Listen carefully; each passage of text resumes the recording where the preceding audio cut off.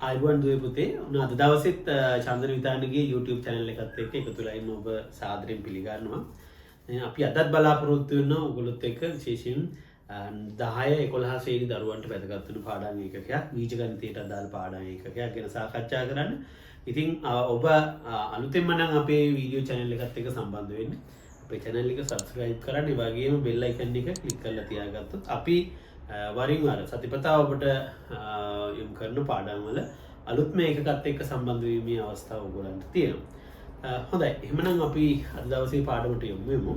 අපි අද කතා කරන්න බලාපොරොත්තු වෙනවා බීජ ගණිතයේදී. බීජ ගණිතය කියලා කියන්නේ ඔබ දන්නවා x y වගේ විවිධ බීජීය සංකේත ඉංග්‍රීසි සිම්පල් අක්ෂර භාවිතා කරන බීජීය සංකේත විදිහට ඒ බීජීය සංකේත සම්බන්ධ වූ ගණිත කොටසට අපි කියන බීජ ගණිතය. බීජ ගණිතයේ වැදගත් පාඩමක් තමයි ඒ කියන ද්විපද ප්‍රකාශන. දැන් පළවෙනිම කාරණාව තමයි මොකද්ද ද්විපද ප්‍රකාශනය කියන්නේ. දැන් බීජීය ප්‍රකාශනයක තියෙන පද ගාන අනුව අපි ඒවට කියන විශේෂ නම් තියෙනවා. දැන් උදාහරණයක් ගත්තොත් දැන් මේ ප්‍රකාශනයේ පද තියෙනවා දෙකක්. x සහ ධන 5 කියලා පද දෙකක් තියෙනවා. ඔබ දන්නවා එකතු කිරීම අඩු කිරීම තියෙන තැන් වලින් තමයි ප්‍රකාශනයක තියෙන පද වෙන් වෙන්නේ. එතන මේකේ තියෙන පද ගාන දෙකයි. ඒ නිසා මේ ප්‍රකාශනයට අපි විශේෂ නමක් කියනවා නේද? ද්විපද ප්‍රකාශනයක් කියන්නේ. දැන් මේක බලන්න 3y අඩු කිරීම x. දැන් මේකේ සමහරට කවුරු හරි හිතන්න පුළුවන් පද 3ක් තියෙනවා කියලා. නෑ. දැන් මේ අඩු කිරීම කියන තැනින් තමයි පද වෙන් වෙන්නේ. ඒතකොට මෙතන තියෙන්නේ තවදුරටත් පද දෙකක්. දැන් මෙන්න මේ වගේ ප්‍රකාශනයකටත් අපි කියන නම තමයි ද්විපද ප්‍රකාශන කියලා. මොකද මේ අනිකුත් බීජීය ප්‍රකාශන අතර ද්විපද ප්‍රකාශන පාඩම ඉතාම වැදගත් වෙනවා. මොකද ද්විපද ප්‍රකාශනයක් වර්ග කරන්න ඒ වගේම මේකේ ඝනය හොයන්න පාඩම් දෙකක් අපි 10 නිසා 11 දී ඉගෙන ගන්නවා. අපි අද දවසේදී ඒ සමේ කොහොමද ද්විපද ප්‍රකාශනයක බල සුරු කරන්න කියන එක තමයි අද දවසේ අපේ පාඩම වෙන්නේ. දැන් අපි ඒකේ පළවෙනි කොටස. මේක ද්විපද ප්‍රකාශනයක වර්ග අයිතිය. කොහොමද ද්විපද ප්‍රකාශනයක් වර්ග කරන්නේ කියලා මම සරල උදාහරණයකින් පැහැදිලි කරලා දෙන්න. අපි හිතමු x ධන y කියන ද්විපද ප්‍රකාශනයේ මට ඕනේ වර්ගය. එහෙම නැත්නම් දර්ශකයේ දෙකයි. ඒතර මේ වගේ එකක් සුළු කරන්නේ කොහොමද? හොඳට මතක තියාගන්න ළමයි වරහණක් වර්ග කරපුවාම මෙතන දර්ශකයේ දෙකනේ. එහෙනම් පද හැදෙන්න ඕනේ තුනක්. දැන් ගොඩක් වෙලාවට සමහර අය වැරදියට ලියනවා x වර්ගය ධන y වර්ගය කියලා මේකට ලියනවා. ඒක සම්පූර්ණයෙන් වැරදි. හොඳට මතක තියාගන්න වරහණක වර්ගය ගන්නකොට පද තුනක් හැදෙනවා. එහෙනම් පද තුන හැදෙන විදිය බලන්න.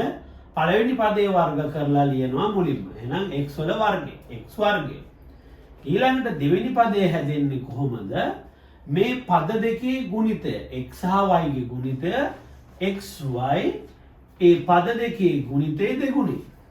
එතකොට මෙතන තියෙන පද දෙක ගුණ කරලා ඒකේ දෙගුණය තමයි මැදින් ලියන්න ඕනේ. එතකොට තුන්වෙනි පදය හැදෙන්නේ කොහොමද? y වල වර්ගය. ඒ කියන්නේ මේ දෙවෙනි පදයේ වර්ගය.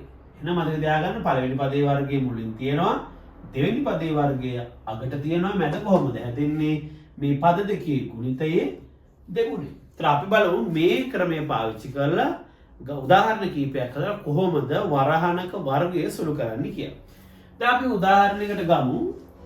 a ධන දෙකේ වර්ගය.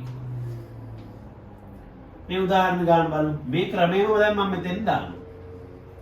එහෙනම් පළවෙනි පදේ වර්ගය. a වල වර්ගය a වර්ගය. දැන් මැද පද හැදෙන්නේ කොහොමද? මේ දෙන්නා ගුණ කරනවා. කවුද? ධන දෙක සහ a වැඩි කරනවා. දෙවරක් a 2a. 2a ගේ දෙගුණය කවුද? 4a. අපි කියන මේ ඇතුලේ තියෙන පද දෙක ගුණ කරන්න කියන එක ඒ ගුණ කරලා එන උත්තරේ දෙගුණය මැදින් ලියන්න. අවසානයේදී දෙකේ වර්ගය 4යි. හතරයි. ඒ ධන දෙකේ වර්ගය මේ විදිහට සුළු කරන්න පුළුවන්. දැන් අපි තව උදාහරණයක් ගමු. m ධන 7 වර්ගය. දැන් මේක එකක් කොහොමද සුළු කරන්නේ? එතකොට පළවෙනි පදයේ වර්ගය m වල වර්ගය m වර්ගය. මැද පදේ හැදෙන්නේ කොහොමද? මේ දෙක ගුණ කරනවා. 7 වැඩි කරනවා m ගෙන් 7m. 7m ගේ දෙගුණය කීයද? 14i. අන්තිමට 7 වර්ගය. 7 වර්ගය කීයද? 49. හොඳට මතක තියාගන්න. එහෙනම් මේ ද්විපද ප්‍රකාශනයක වර්ගායිතේ පද තුනෙන් පළවෙනි කෙනත් අන්තිම කෙනත් හැදෙන්නේ මොනවා වෙලාද? වර්ග වෙලා. එතන වර්ග වෙලා නම් අපි දන්න ඕනෙම සංඛ්‍යාවක් වර්ග කරපුවාම උත්තරේ ධනයි. ඒ නිසා මේ පදයක් පළමු පදයක් තුන්වෙනි පදයක් කිසි විටක ඍණ එන්න බෑ. දැන් අපි බලමු කොහොමද මේ මැද පදේ ඍණ වෙන්න පුළුවන් අවස්ථාවකට අපි උදාහරණයකට ගිහිල්ලා බලමු. අපි තව උදාහරණයකට යන්න. එතකොට අපි හිතමු p ඍණ 4 වර්ගය.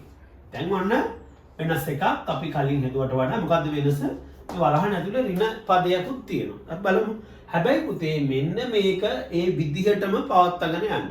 මේ ක්‍රමය ඇරෙන්න වෙන මොකුත් ආයෙ කල්පනා කරන්න අවශ්‍යතාවය නැහැ. මේ විදිහම තමයි. මොකද පළවෙනි පදයේ වර්ගය. ඒ කියන්නේ කාගේ වර්ගයද? p වල වර්ගය. ඊට පස්සේ ධන මොකද්ද? පද දෙකේ ගුණිතය දෙගුණය. ඒතර අපි දන්නවා පද දෙකේ ගුණිතය කවුද? ඍණ 4 වැඩි කරනවා p ගේ ඍණ 4යි p ඍණ 4යි p ගේ දෙගුණය ඍණ 8යි p. පැහැදිලි? එතකොට අපි කියනවා පද දෙකේ ගුණිතයේ දෙගුණය ධන ඍණ 4 වර්ගය. ඍණ 4 වර්ගය කියන්නේ ඔයගොල්ලෝ දන්නවා ඍණ 4 වර්ගය. මේක සුළු කරගත්තොත් p වර්ගය දන්නවා විජාතිය ගුණ වෙනකොට ඍණයි එහෙනම් 8යි p ඍණ 4 වර්ගය ධන 16යි. දැන් මේක එක පියවරෙන්ම ලියන්න පුළුවන් නම් වඩාත් හොඳයි. එතකොට මේක කොහොමද හැදෙන්නේ? p වල වර්ගය අන්න පළවෙනි පදයේ වර්ගය මෙතන තියෙනවා. ඍණ 4 වර්ගය ධන 16යි කියලා අගට තියෙනවා. මැද පදේ කොහොමද හැදෙන්නේ? ඍණ 4 p ගෙන් වැඩි කළා ඍණ 4යි p ඍණ 4යි p ගේ දෙගුණය ඍණ 8යි p. එහෙනම් ඕගොල්ලන්ට තේරෙනවා මෙතෙන්ද ඍණ එන්නේ. ඇයි? වරහන ඍණ තිබුණොත්. මම ඔයාලට කිව්වා මේකේ ප්‍රසාරණයේ පළවෙනි පදේවත් අවසාන පදේවත් ඍණ එන්න බෑ. මොකද ඒවා හැදෙන්නේ වර්ග වෙලා. අපි තව උදාහරණයක් හදලා බලමු. බලන්න මේ උදාහරණය දිහා. දැන් 7im අඩු කිරීම 5im ගේ වර්ගය. දැන් මේ පද දෙකක තියෙන නිසා මේක ද්විපද ප්‍රකාශනයක් ඒක වර්ගය. කොහොමද පද තුන හැදෙන්නේ? පළවෙනි පදේ වර්ග වෙනවා. කවුද පළවෙනි පදේ? 7im වර්ග වෙනවා. ඒ කියන්නේ පුතා 7im ගෙන් වැඩි කරනවා. කීයද? 4ක් 7 49යි m වැඩි කිරීමෙන් m වර්ගය. එහෙනම් පළවෙනි පදේ මොකද්ද? 49යි m වර්ගය. ඊට පස්සේ කොහොමද දෙන්නේ? මේ පද දෙක ගුණ කරනවා. පද දෙක ගුණ කරපුවාම 7 5 35යි m වැඩි කිරීමෙන් mn. එහෙනම් ඍණ 35යි mn. ඒකේ දෙගුණය. තොර ඍණ 35යි දෙගුණය කීයද? ඍණ 70යි mn. එතකොට කියන කොහොමද මේ බඳ පදේ හැදෙන්නේ? මේ දෙන්න ගුණ කරනවා 4 5 35යි m වැඩි කිරීමෙන් mn. මෙයා දන්න මෙයා ඍණ විජාතිය දෙකක් ගුණ වෙනකොට ඍණයි. ඍණ 35යි mn. හැබැයි ඒක නෙමෙයි ලියන්නේ ඒකේ දෙගුණය. පද දෙකේ ගුණිතයේ දෙගුණය තමයි ලියන්නේ මෙතන. ධන අවසානයේදී ඍණ 5යි n ගේ වර්ගය. එහෙනම් ඍණ 5යි n වැඩි කරනවා ඍණ 5යි n ගේ 5 වරක් 5 25යි සජාතිය ගුණ වෙනකොට ධනයි n වර්ගය. එහෙනම් මෙතෙන් එන්නේ 25යි n වර්ගය. ඒත් මේක මේ වගේව අපිට මනෝමය සුළු කරන්න පුළුවන්. උගුරන් කටුවැල් කොලයක මේ වගේ අදලා බැලුවත් කමක් නැහැ. නමුත් අවසානයේ මට කියන්න තියෙන්නේ මේ පළවෙනි පදයේ වර්ගයයි දෙවෙනි පදයේ වර්ගයයි මැදට එනවා මොකද්ද? පද දෙකේ ගුණිතේ දෙගුණය. ඒක තමයි ද්විපද ප්‍රකාශනයක වර්ගායුතය කියලා කියන්නේ. දැන් සමහරවිට අපිට ඔය දැනුම පාවිච්චි කරලා මෙන්න මේ වගේ සංඛ්‍යාවක් 98 වර්ගය හොයන්න කිව්වොත් අපි මොකද කරන්නේ? අපිට පුළුවන් මේ 98 ද්විපද ප්‍රකාශනයක් හැටියට ලියා ගන්න. මොකද 98 කියන්නේ 100 අඩු කිරීම 2. 98 වර්ගය වෙනකොට 100 අඩු කිරීම 2 වර්ගය කියලා ලියන්න පුළුවන්. දැන් මේක ද්විපද ප්‍රකාශනයක්. ද්විපද ප්‍රකාශනයක වර්ගායුතය. කොහමද? 100 වර්ගය. 100 වැඩි කිරීම 100 කීයද? 10000යි. right? පද දෙකේ ගුණිතය. ඍණ 2 වැඩි කරනවා 100ෙන් ඍණ 200යි. ඍණ 200 දෙගුණ කීයද? ඍණ 400යි. ඊළඟට තුන්වෙනියට එනවා ඍණ 2 වර්ගය කීයද? ධන 4යි. දැන් 10000න් 400ක් අඩු කරපුවාම 9600යි. 9600ට 4ක් එකතු කරනවා 9604යි. එතකොට 98 වර්ගයේ මේ දැනුමේ ද්විපද ප්‍රකාශනයක ප්‍රසාරණය කියන දැනුමේ කියුවා මේ විදිහට අපිට සුළු කරගන්න පුළුවන්. අපි යන් පාඩමේ දෙවෙනි කොටසට. දෙවෙනි කොටස ද්විපද ප්‍රකාශනයක ඝන අයිතිය. බලන්න මේ ප්‍රසාරණය කරලා තියෙන විදිය.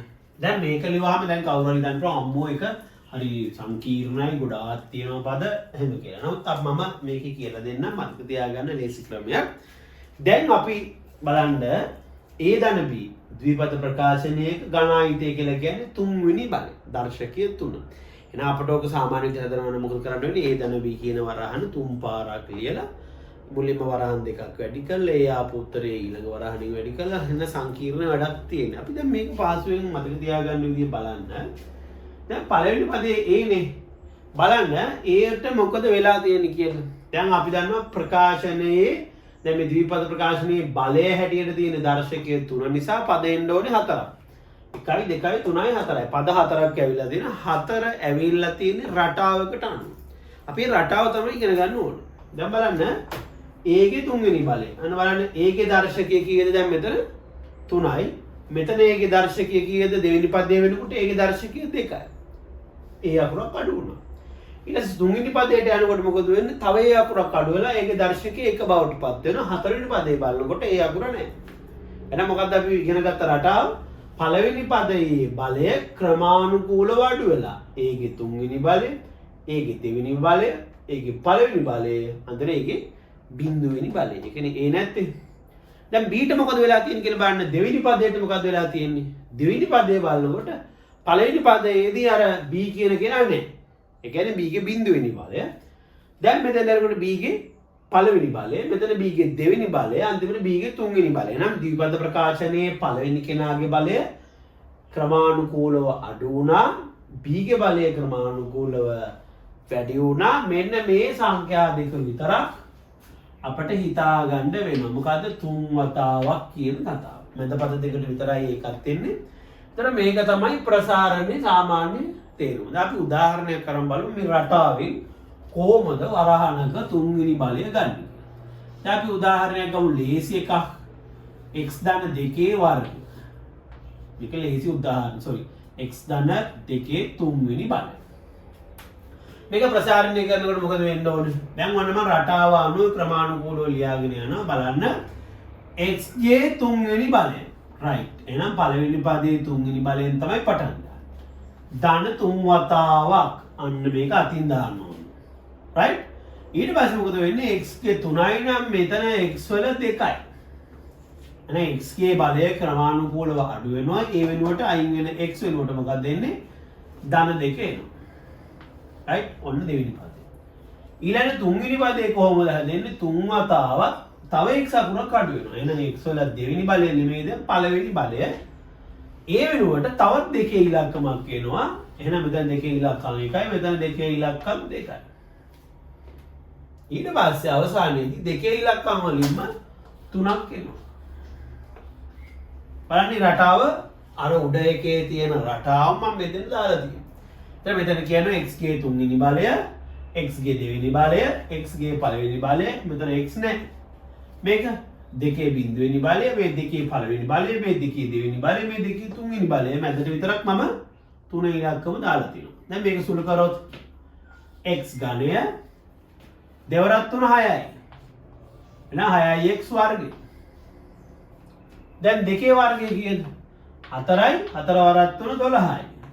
12යි x. අවසාන පදයේ දෙකේ තුන්වෙනි බලය කීයද? 8යි. ඒතර බලන්න මේක ක්‍රමිකව x වල බලය එන්න හීන වෙලා ගිහිල්ලා තියෙන රටාවක් තියෙනවා. ඒතර මේ රටාව පාවිච්චි කරලා අපි තව උදාහරණ කිහිපයක් බලමු. අපි තව උදාහරණයකට යමු. දැන් බලන්න මෙන්න මේක. 2යි l ධන 3යි k කියලා ද්විපද ප්‍රකාශනයක් තියෙන මට මේකේ තුන්වෙනි බලය හොයා ගන්න ඕනේ. right. එහෙනම් මේ ද්විපද ප්‍රකාශනයේ ඝනායිතය. ඝනය කියන්නේ තුන්වෙනි බලය. ඒත් අපි මේක සුළු කරනකොට ඔයගොල්ලෝ දන්නවා පද කීයක් එන්න ඕනද? 4ක් එන්න ඕනේ. එහෙනම් දර්ශකයේ 3යි නම් පද 4ක් එනවා. පද 4 තමයි ළමයි. මෙන්න බලන්න මම මේ රටාවට ලියනවා පළවෙනි පදයේ තුන්වෙනි බලය. කවුද? 2l ගේ තුන්වෙනි බලය. ධන ඇයි මේ වරහණක් දැම්මේ?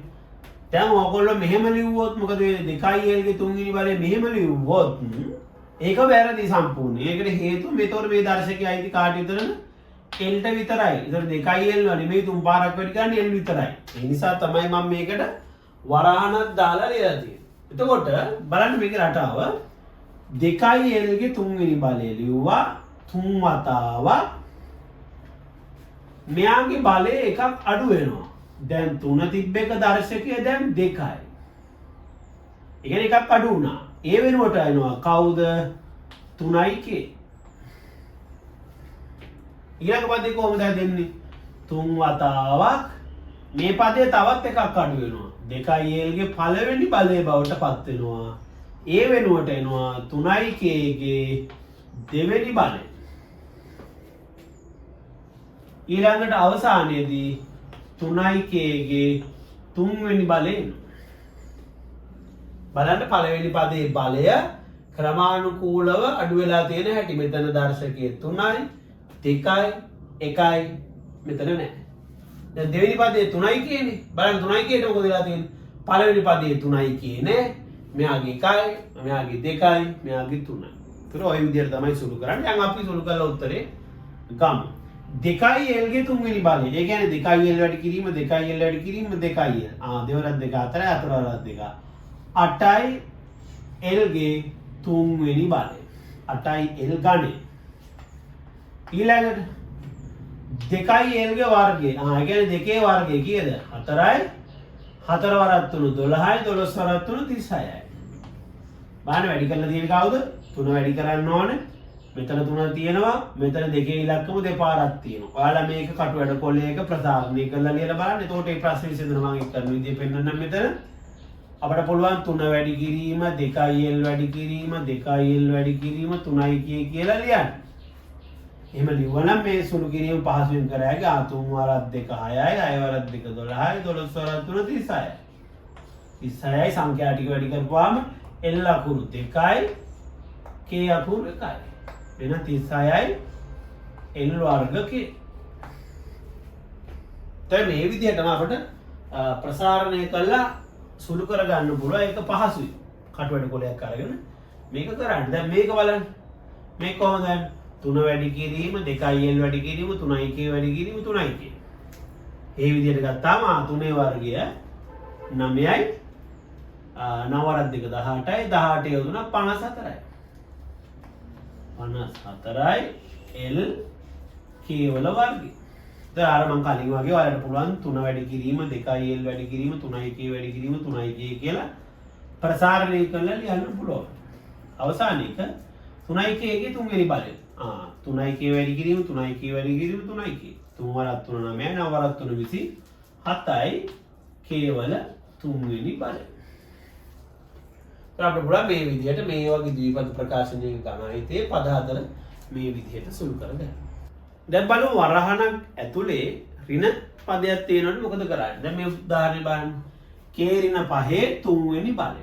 එතන මම අර කලින් කියා දීපු ක්‍රමයටම මේකත් හදනවා. හොඳට බලා ගන්න. පළවෙනි පදයේ k දෙවෙනි පදයේ ඍණ 5. ඒක මතක තියාගෙන අපි රටාවට යනවා. right? මොකද්ද පළවෙනි පදයේ k ගේ 3 වෙනි බලය. ඔව්. මෙයාගේ 3 වෙනි බලය පටන් ගත්තා. ධන 3 වතාවක් පළවෙනි පදයේ බලය එකක් අඩු වෙනවා. දැන් k 3 වෙනි බලය නෙමෙයි k ගේ දෙවෙනි බලය. ඒ වෙනුවට එනවා කවුද? ඍණ 5. ඊළඟ පදේ කොහොමද දෙන්නේ? 3 වතාවක්. ඔයගොල්ලෝ දන්නවා දෙවෙනි පදයටයි 3 වෙනි පදයටයි 3 වතාවක් කියලා අපි අතින් දාන්න ඕනේ.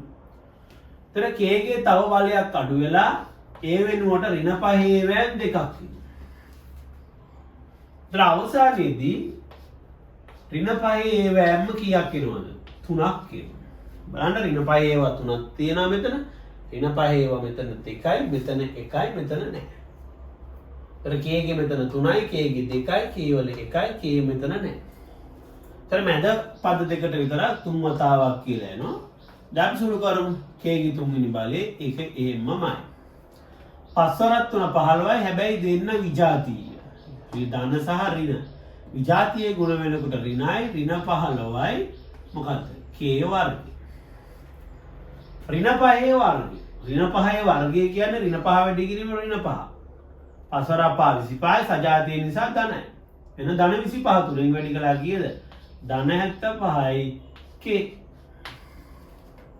අවසානට එනවා ඍණ 5 තුන්වෙනි බලය. ඍණ 5 වැඩි කිරීම ඍණ 5 වැඩි කිරීම ඍණ 5. 5 වරක් 5 25යි 25 5 125 කොහොමද ලකුණ තීරණය කරන්නේ? මේ බලන්න. ඍණ 5 වැඩි කිරීම, ඍණ 5 වැඩි කිරීම, ඍණ 5. 5 වරක් 5 25යි. මෙයා ධන. ඇයි ධන? සජාතීය ගුණ වෙනකොට ධන. ඒ උත්තරේ කාගෙන්ද වැඩි කරන්න තියෙන්නේ? ඍණ 5යි. 125 උත්තරේ 125යි.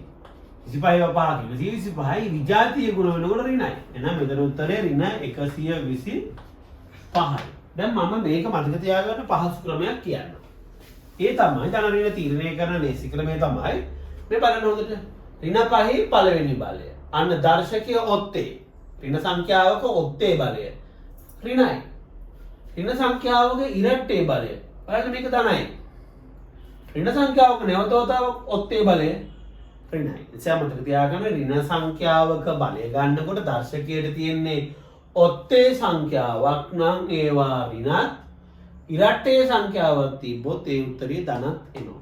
කොට මේ විදිහට අපිට පුළුවන් මේ ඍණ ලකුණ තිබුණත් මේ විදිහටම අර කලින් ඉගෙන ගත්ත රටාවටම මේ පද හතර හදා ගන්න පුළුවන්. දැන් අපි බලමු මෙන්න මේ වගේ ගානක් 19 තුන්වෙනි බලය 19 තුන් පාරක් වැඩි කරන එක අපි කොහොමද ද්විපද ප්‍රකාශනයක ප්‍රසාරණ දැනුමින් කරන්නේ. 19 කියන්නේ 20 අඩු කිරීම එක. right? දැන් මෙතන තියෙන ද්විපද ප්‍රකාශනයක ගණ ආයිතේ right. කොහොමද හැදෙන්නේ? පළවෙනියටම එනවා 23 වෙනි බලය නේ. ධන 3 වතාවක් අන්න 20 බලය එකක් අඩු වෙලා ඒ වෙනුවට ඍණ 1 එනවා. දෙවෙනි එක එනකොට 3 වතාවක් 20 ඍණ 1 කීයද? දෙවෙනි බලය. මේ 20 දෙකක් තිබ්බ දැන් මේ තියෙන එකයි. අවසානයේ තියෙනවා ඍණ 1 තුන්වෙනි බලය. දැන් මේක සුළු කරමු 23 වෙනි බලය. 60යි කියලා එහෙම කියන්න එපා. මොකද අමාරුයි මේ දෙන්න වැඩි කරනවා. සම්පූර්ණ වැරදි 23 වෙනි බලය කියන්නේ ළමයි. මේක කටුවැඩ කොලයක කරලා පොඩ්ඩක් ප්‍රැක්ටිස් කරන්න. 20 වැඩි කිරීම 20 වැඩි කිරීම 20 බිංදුව 1 2 3යි. දෙවරක් දෙක 4යි 4ක් දෙක 8යි 8000යි. එන්න මේක උත්තරේ කීයද? 8000යි. එතන 20 වර්ගය කීයද? 20 වර්ගය කීයද? 20 වැඩි කිරීම 20. බිංදුවයි බිංදුවයි දෙවරක් දෙක 4යි 400යි.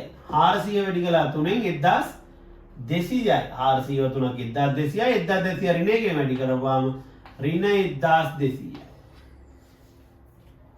right?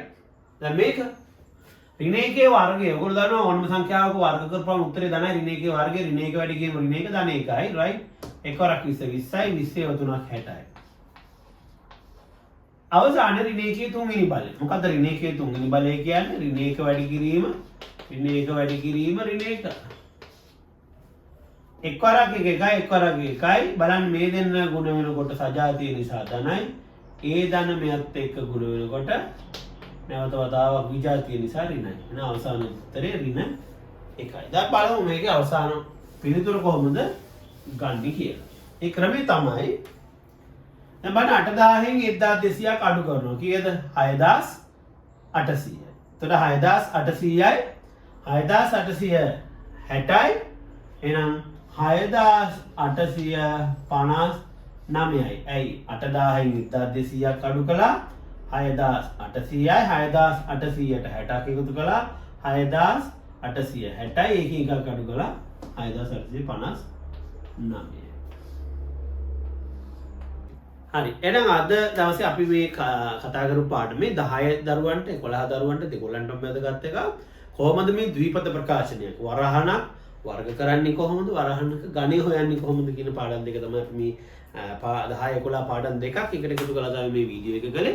ඒ නිසා මේක 10 11 කිසිදු ભેදයකින් තොරව ඕනම කෙනෙකුට ඉතාම වැදගත් පාඩමක් තේරුම් ගන්න බැරි අපහසු එකකුත් නෙමෙයි. ඉතින් අපි මේ වගේම තවත් වීඩියෝ එකකින් හම්බෙමු. අපේ channel එකත් එක්ක චන්ද්‍ර විචාරණගේ channel එකත් එක්ක දිගටම සම්බන්ධ වෙන්න. අපි මේ වගේ අලුත් පාඩම් එකකත් එක්ක නැවත ඔබත් එක්ක හමු වීමේ බලාපොරොත්තුෙන් සමු ගන්නවා. එහෙනම් හැමෝටම සුබ අනාගතයක්.